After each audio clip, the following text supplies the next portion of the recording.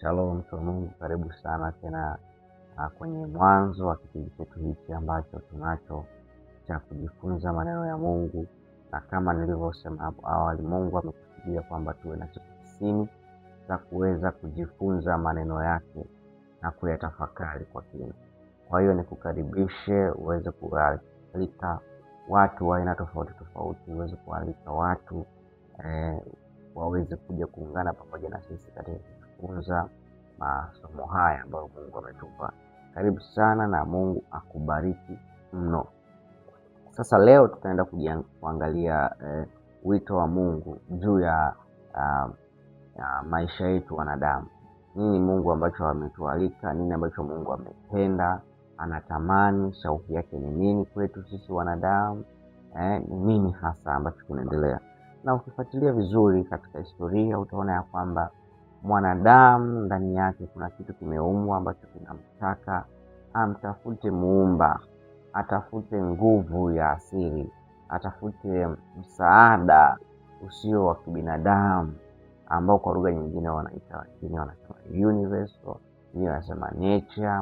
Lakini yote hayo ndio yamechangia kutengenezwa kwa vitu ambavyo vinaitwa kama dini. Kwa mwanadamu ana kile kitu ndani yake ambacho kinamsukuma kuona kwamba kuna kitu cha ziada, kuna uumbaji, kuna kitu ambacho kimefanyika katika nje ya ulimwengu huu ambacho kinahitajika ili maisha yangu yaweze kwenda vizuri. Ndio chanzo cha kuanzishwa kwa dini. Lakini sasa Mungu ametuletea wito, ametuletea mwaliko katika kumtafuta yeye. Ni muhimu sana ufahamu hicho kitu. Sasa ndugu yangu, karibu sana siku ya leo tuweze kushirikiana habari hizo. Wito ni nini? Wito ni mwaliko, ni sauti ambayo inakualika katika kutekeleza majukumu fulani, inakualika katika kufanya jambo fulani. Ni sauti ya mwaliko, hiyo maana ya wito. Kwa hiyo Mungu ametualika, anatuita tuweze kutekeleza jukumu fulani ili kuweza kukamilisha kazi, kuweza kufungua malango, kuweza kufikia hatua ya kukamilisha jukumu fulani. Ndio maana ya wito.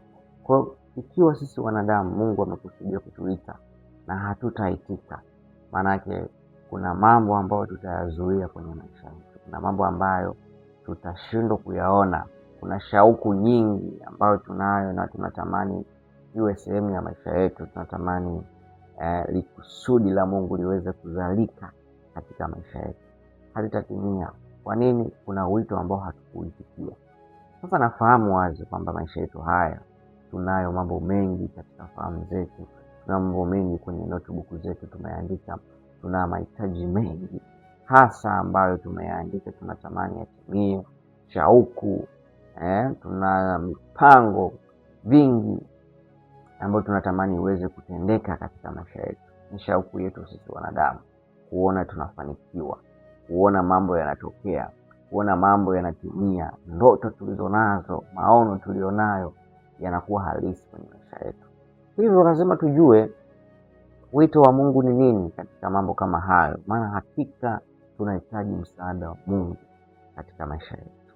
Na ili tujue sasa Mungu tunayemwabudu anasemaje, anatuhitaje, anataka nini kutoka kwetu, ili tuweze kumruhusu sasa yeye ahusike na maisha yetu, atusaidie. Na yeye ni baba wa haki, ni baba mwaminifu, ni baba mpole, ni baba mwenye upendo. Hivyo lazima ahusike na maisha yetu. Kwa hiyo nikuhakikishie tu kwamba Mungu tunayemtafuta anapatikana, na zaidi ya yote anatenda, zaidi ya yote anajibu, anafanya mambo makubwa na ya ajabu kwenye maisha yetu. Lakini sasa lazima tujue mwito wake ni nini kwetu, agizo lake ni lipi kwetu, ili angalau tuweze kuendana. Andiko anasema katika Hosea, anasema watu wawili hawawezi kwenda pamoja isipokuwa wamepatana. Hivyo hivyo huwezi kutembea na Mungu isipokuwa mmepatana. Patana maana yake nini sasa? Kujua wito wake ni nini, kujua amekupa majukumu gani jukumu gani unapaswa kutimiza, ili na yeye aweze kukutimizia yale ambayo unahitaji. Kwa hiyo tutaangalia maandiko kutoka katika kitabu cha Methali sura ya 8 mstari wa 17. Mstari 8:17, Mungu anatoa wito kwa mwanadamu kumtafuta. Anasema, nawapenda wale wanipendao, na wale wanitafutao kwa bidii wataniona. Kwa hiyo Mungu anasema ya kwamba nawapenda wale wanipendao, na wale wanitafutao kwa bidii wataniona. Kwa hiyo Mungu anatoa wito kwamba ndugu, fanya juu chini, hakikisha uko miongoni mwa watu wanaonitafuta kwa bidii. Kwa hiyo Mungu anakupenda sawa, kwa sababu unampenda. Ni kitu kizuri sana. Yani amri ya kwanza ambayo inasema kwamba mpende Bwana Mungu wako, lakini vile vinavyofuata pale anaposema kwa moyo wako wote, kwa nguvu zako zote, hali yako yote, kwa uchumi wako wote, kwa mali zako zote, vyote hivyo, kwa roho yako yote, vyote vile vinakuja kukamilisha ile bidii. Unaweza kuwa unampenda Mungu kwa kawaida, kama Mungu ninakupenda, lakini je, Mungu akija kukuangalia ataona kuna bidii ambayo inakutofautisha sasa, ili uweze kuvuka hatua ya kuisha kupendwa tu, uvike hatua kwenye hatua sasa ya kumuona Mungu kwenye maisha yako. Maana kama kupenda, Mungu anasema nalipenda ulimwengu wote. Hiyo ni wazi kwamba kumpenda Mungu ni kitu kizuri mno. Na Mungu anapenda unavyompenda. Penda jinsi unavyompenda. Ahadi hiyo iko sahihi kwake kwamba anakupenda kwa jinsi unavyompenda. Na maandiko yanasema Yohana 3:16, kwa maana jinsi Mungu aliupenda ulimwengu. Kwa hiyo Mungu ni pendo, aliupenda ulimwengu. Lakini sasa kupendwa ni sawa na neema iliyomwagwa kwa watu wote. Kama neema ya Kristo imefunuliwa kwa kila mtu. Watu wote tumepewa neema ya wokovu. Tuamini, tumeitwa. Tuna ile neema, tunaishi katika kipindi cha neema. Hivyo hivyo na upendo. Mungu ametupenda wote. Kama ni mvua anatunyeshea wote. Lakini kuna hali ambayo ya kutenganisha wewe sasa na ile general love. Kwa maana anasema ya kwamba vuka sasa, hama toka kwenye hiyo hatua ya mwanzo ya kupendwa na Mungu, hamia kwenye hatua sasa ya kuanza kuvuka hatua kwenda hatua nyingine ambayo tunasema ni kwamba sasa uanze kumuona Mungu. Kwa maana anasema nawapenda wao wanipendao, na wao wanaonitafuta wataniona. Kusoma kwenye version nyingine hapo utagundua kwamba anasema who search me they will surely find me. Ni uhakika ya kwamba kama unamtafuta Mungu utamuona. Kama utafanya utafiti juu ya Mungu utamuona. Haleluya. Kwa lazima ujue hicho kitu. Kwa jambo la kwanza ni kumtafuta Mungu. Kumtafuta Mungu ni kusearch, ni kufanya research, ni kumtafiti, umjue Mungu. Haleluya. Na hapa chini nimekuwekea vipengele vichache ambavyo vinaelezea kwa habari ya mtu anayetaka kufanya research. Kwa wito wa Mungu, Mungu ametufanya research kwake. Tumjue, tutafute, tumfahamu Mungu ni nani, ili tupate uhakika wa kumuona kwenye maisha yetu. Haleluya. Kwa anasema hivi, jambo la kwanza katika kufanya research, anasema uwe na mada maalum. Mada maalum, uwe na specific title. Unapotaka kufanya research yoyote ile, lazima uwe na mada maalum. Je, unataka kuchunguza kuhusiana na mafuta ya alizeti? Hakikisha una title yako kwamba uchunguzi dhidi ya mafuta ya alizeti. Kwa hiyo utatafuta title nzuri ya kile ambacho unataka kuchunguza. Kwa hiyo katika somo letu hili title yetu ambayo tunaifanyia uchunguzi, tunaifanyia utafiti, inasema ya kwamba kumtafuta Mungu ipasavyo. Ndio title yetu ambayo tutatembea nao. Tutafanya utafiti hapo, tutazama kwa kina kuchunguza jinsi ya kumtafuta Mungu ipasavyo. Haleluya. Na jambo la pili anasema lazima ujue chanzo cha taarifa. utafiti wako unapofanya lazima ujue chanzo cha taarifa chako ni nini. Utafiti wako ambao umekusudia kuufanya, chanzo chake cha utafiti wake ni nini? Na sisi kwetu hapa chanzo cha taarifa chetu ni Biblia. Biblia ni neno la Mungu linalojitosheleza, neno la Mungu ambalo limekamilika. Kwa hiyo utafiti wetu wote huu tutakaofanya, tutaufanya kwa kuzingatia maandiko ya Mungu, kwa kuzingatia Biblia kama chanzo cha kukusanya data, chanzo cha kukusanya taarifa zetu katika kujua au katika kutafiti, kumtafuta Mungu. Haleluya. Na jambo la tatu anasema kuwa na mpango mkakati, kuwa na mpangilio.